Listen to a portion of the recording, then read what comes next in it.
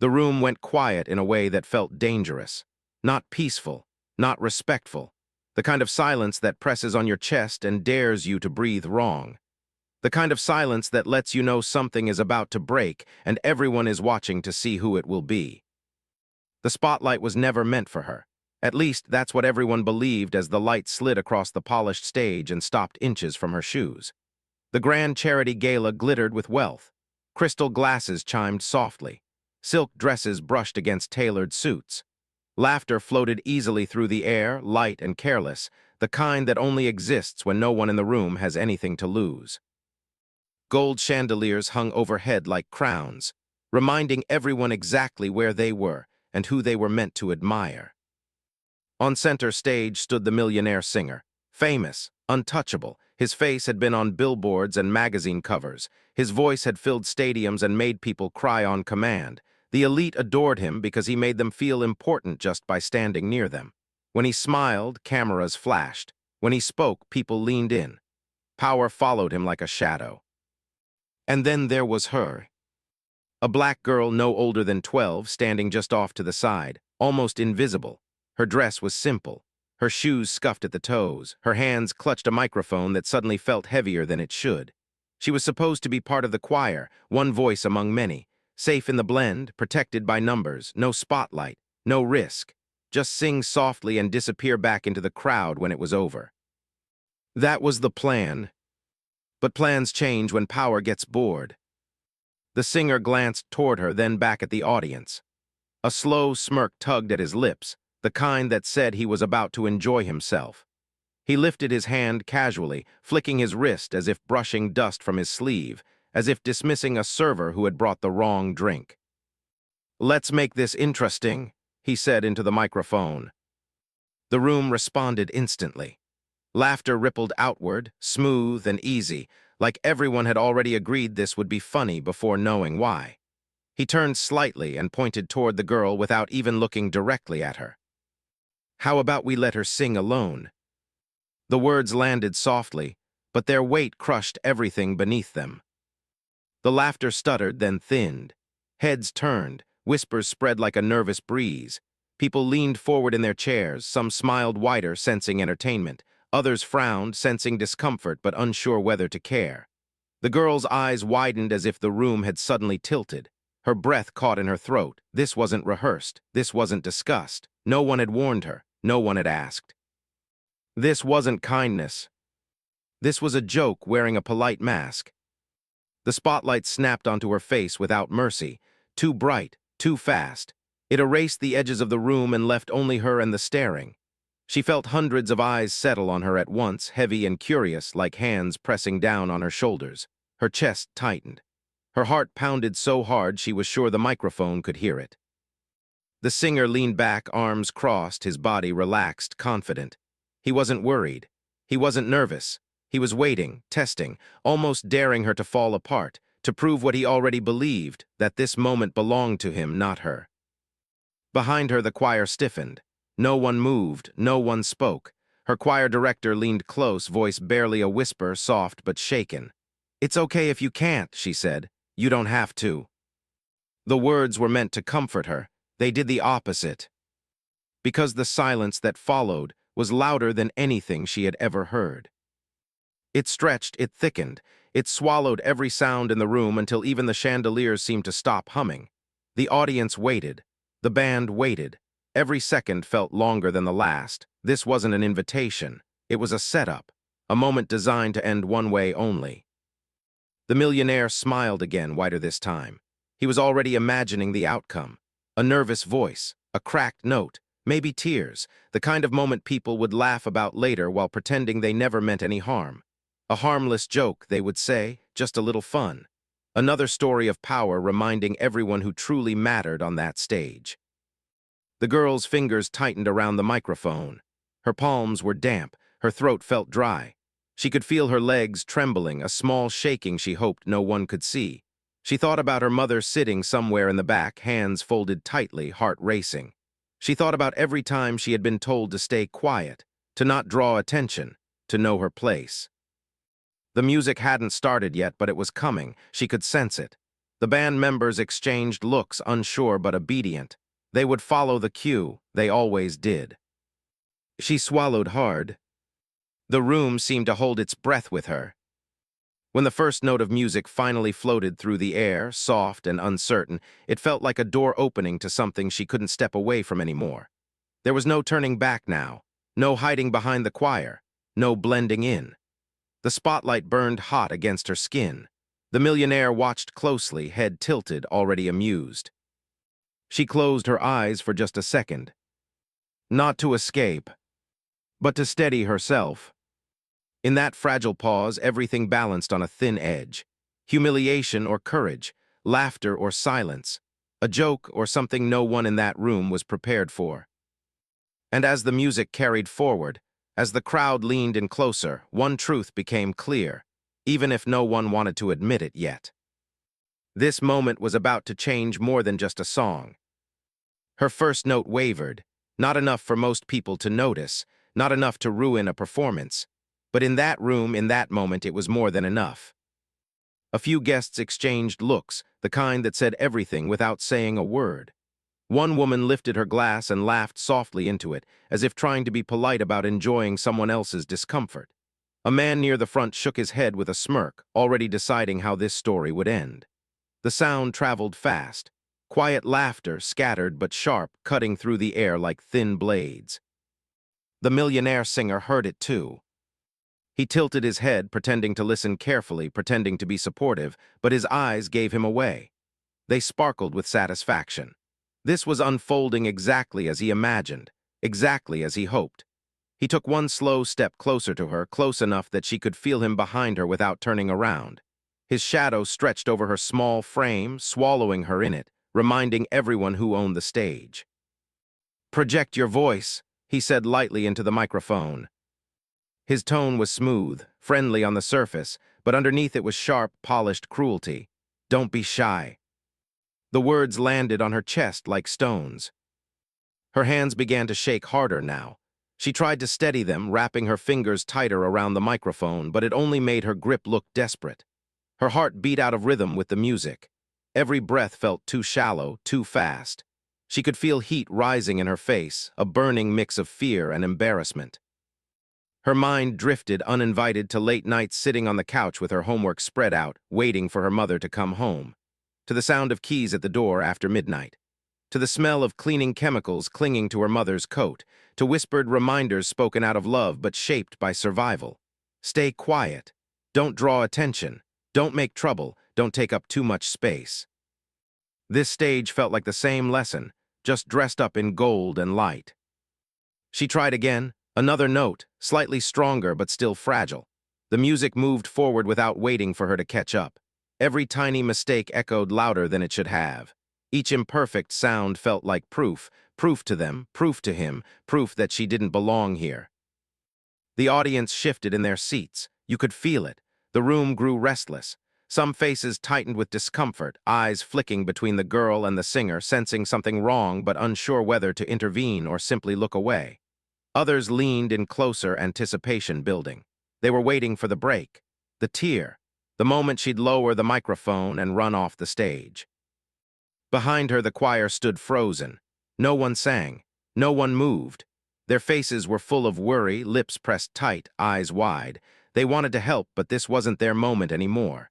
They had been erased from the scene just like she was supposed to be erased from the spotlight. The singer laughed softly. "Should we restart?" he asked, turning slightly toward the crowd. The laughter came quicker this time. Louder, more confident. Permission had been granted. The joke was now public, shared, safe to enjoy. He hadn't raised his voice. He hadn't insulted her directly. He didn't need to. This was how power worked. Clean, polite, cruel without fingerprints. Her throat tightened so suddenly she almost gagged. Tears burned behind her eyes, hot and heavy, threatening to spill. She blinked hard, forcing them back. Crying would end it. Crying would give him the ending he wanted. A story about a little girl who couldn't handle the pressure. A lesson disguised as entertainment. She lowered her chin slightly, staring at the floor just beyond the edge of the stage. For a brief moment, doubt crept in.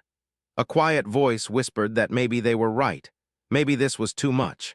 Maybe she should step back, apologize, disappear. But something inside her refused. Stopping now would mean he was right, that she didn't belong, that she was only allowed to exist quietly, safely, where no one important had to notice her, that this moment, this chance, was never hers to begin with. The music swelled again, filling the space, almost impatient. The band followed the cue automatically, doing what they were paid to do. The sound grew fuller, louder, pushing her forward whether she was ready or not. She closed her eyes. In the darkness behind her eyelids, the room disappeared. The chandeliers, the faces, the laughter, the singer's shadow, all of it faded. What remained was her breath, her heartbeat. The reason she loved singing in the first place, not for stages, not for applause, but because it was the only place she ever felt allowed to be big.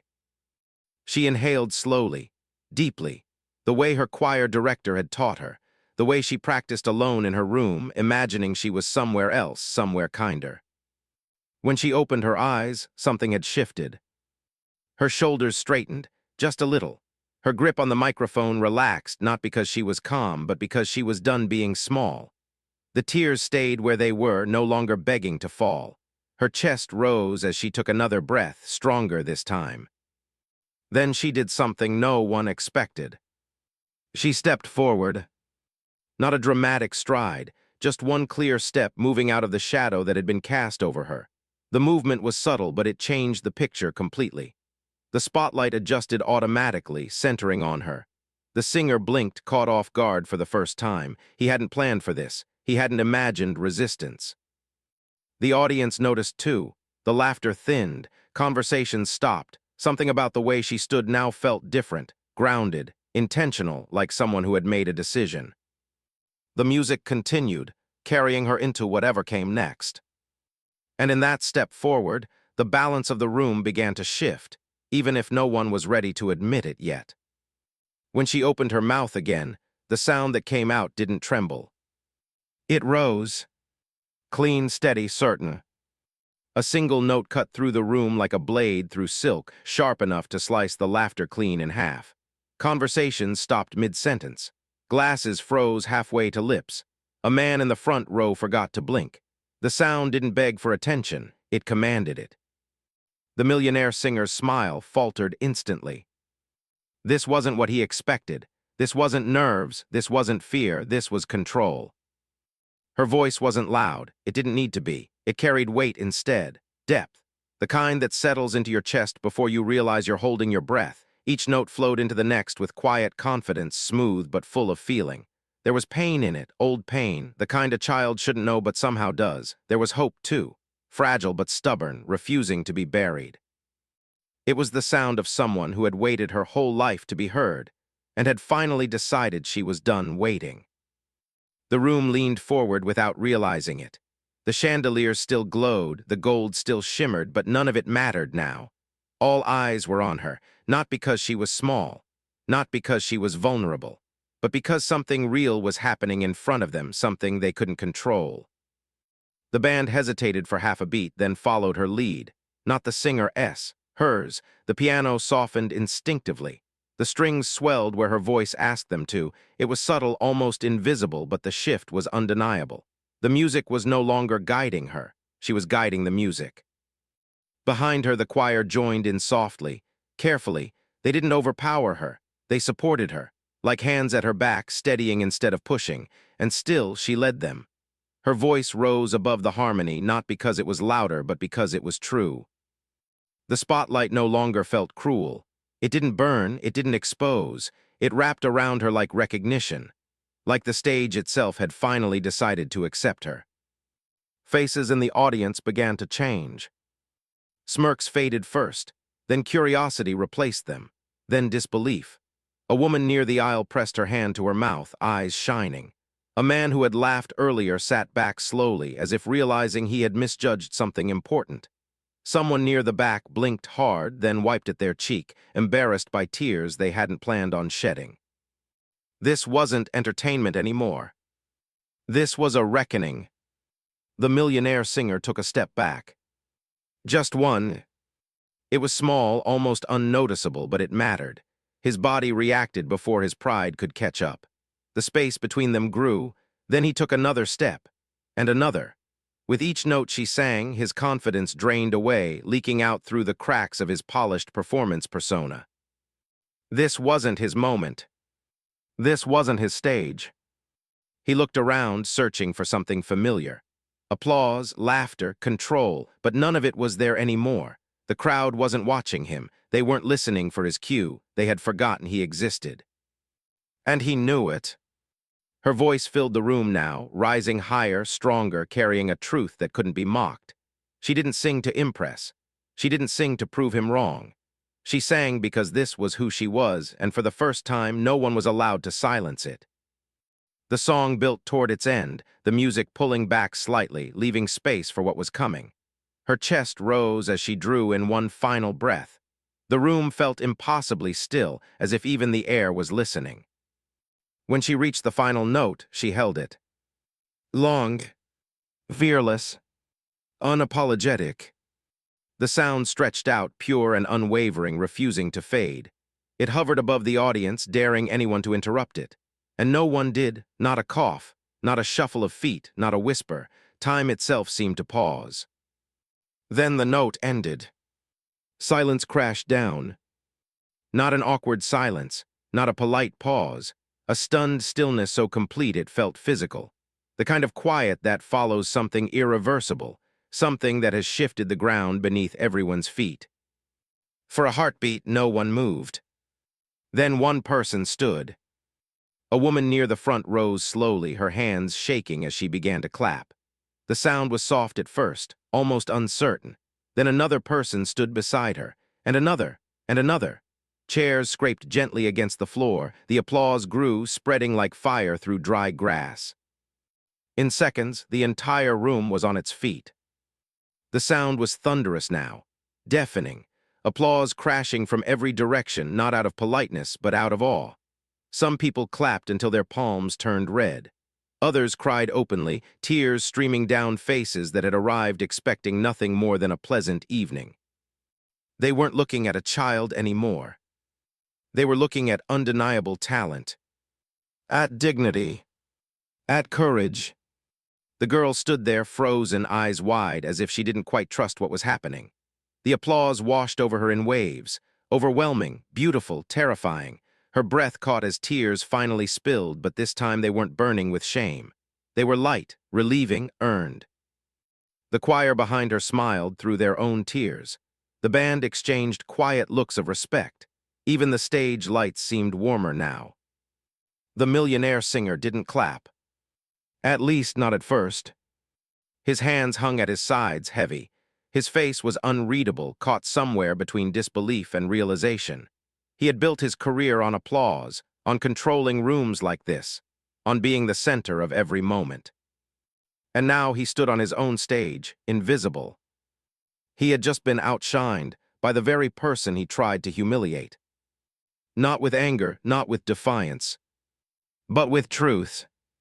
And as the applause continued, as the crowd celebrated something they hadn't known they needed, one thing became painfully clear to him. Power could command attention, but it could never compete with authenticity. And that truth lingered in the air long after the final clap echoed, waiting for what would come next. The applause refused to fade. It didn't slow. It didn't soften. It kept rolling through the room in heavy waves, crashing against the walls until it felt like the chandeliers themselves were trembling. Hands clapped until palms stung. People stood without realizing their legs were tired. The sound wasn't polite anymore. It was emotional, grateful, almost desperate, as if the room needed her to understand what she had just done. The girl stood at the center of it all, frozen. Her hand still held the microphone, but she wasn't gripping it anymore. Her fingers were loose, trembling slightly, unsure where to go next. Her chest rose and fell too fast, breath catching as her eyes scanned the crowd. Faces blurred together, smiling mouths, wet eyes, open hands clapping just for her. She had never been looked at like this before, not with admiration, not with respect. Tears finally fell. Not the burning kind she had fought back earlier. These were different. Warm, heavy, they slid down her cheeks without shame. She didn't rush to wipe them away. She let them fall because for the first time they didn't feel like weakness. They felt like release. The applause began to slow, not because the feeling faded, but because something else was about to happen. The millionaire singer stepped forward again. This time there was no music swelling behind him, no microphone raised to control the moment, no smile crafted for cameras. He walked slowly, each step deliberate as if he were crossing into unfamiliar ground. The room noticed immediately. Conversations stopped. Clapping softened, then ended, replaced by a tense, expectant quiet. He stopped a few feet away from her. Up close he looked different, smaller somehow, not in size but in presence. The confidence that once wrapped around him like armor was gone. His shoulders weren't squared anymore. His jaw wasn't set in performance mode. He looked like a man who had just seen himself clearly for the first time and didn't like what he found. He bowed his head. The gesture was simple, unmistakable, and shocking. "I was wrong," he said. His voice wasn't loud. It didn't need to be. It carried in the quiet room easily, steady, but stripped bare. There was no laughter now, no smirks, no safety net of admiration to catch him if he fell. "I thought I was teaching a lesson," he continued, swallowing once. "I thought I was showing confidence, strength." He paused, letting the words settle. "Turns out I needed one." The room listened. Not just with ears, but with something deeper. The kind of listening that happens when people recognize truth, even if it makes them uncomfortable. He lifted his head slowly and looked at the girl, not over her, not through her, at her. "You didn't just sing," he said. "You reminded us what courage looks like." The words landed gently, but their impact rippled outward. A few people nodded without realizing it. Someone near the back exhaled shakily. The girl looked up at him, eyes wide, unsure how to respond. She had never been spoken to like this by someone like him, not as a prop, not as a joke, but as an equal in that moment. The singer stepped back, giving her space. He didn't reach for applause. He didn't wait for forgiveness. He simply stood there, humbled, allowing the moment to belong where it should have belonged all along. That night changed everything. Not in the way fairy tales promise, where problems disappear overnight and life becomes easy, but in the way real change happens. Quietly, permanently, the kind that shifts direction instead of erasing struggle. People approached her carefully after she left the stage. Music teachers, producers, strangers with trembling voices who said things like, "Thank you," and didn't even know why they needed to say it. Mentors offered guidance. Opportunities whispered themselves into existence. Doors cracked open that had never been visible before. But the most important change didn't happen on business cards or contracts. It happened inside the room. People left differently than they arrived. Conversations were softer, thoughtful. Some avoided eye contact with each other, not out of guilt but reflection. They had seen how easily power could be used to embarrass, how casually cruelty could be disguised as humor, and how quickly all of it could collapse in the face of truth. They had watched a child stand her ground without anger, without revenge, without asking permission. They had watched dignity win. The singer left the stage quietly. No encore, no dramatic exit, just a man carrying a lesson he hadn't expected to learn that night. He didn't lose his fame, he didn't lose his voice, but he lost something else. The illusion that power alone made him untouchable. And that loss made room for humility. The girl left the stage transformed. Not because the world suddenly became fair, not because she would never face doubt again, but because she now knew something no one could take from her. She knew what her voice could do. She knew what it felt like to be seen without shrinking. She knew that silence wasn't her destiny. It was a choice she no longer had to make. As the lights dimmed and the room slowly emptied, the moment lingered. Not as gossip, not as a viral clip, but as a lesson that settled into the bones of everyone who witnessed it. Never underestimate someone because they stand quietly. Never mistake silence for weakness. And never use power to mock what you don't understand, because dignity, once awakened, doesn't just answer back. It shakes the room. Even the richest stages in the world aren't strong enough to hold it down.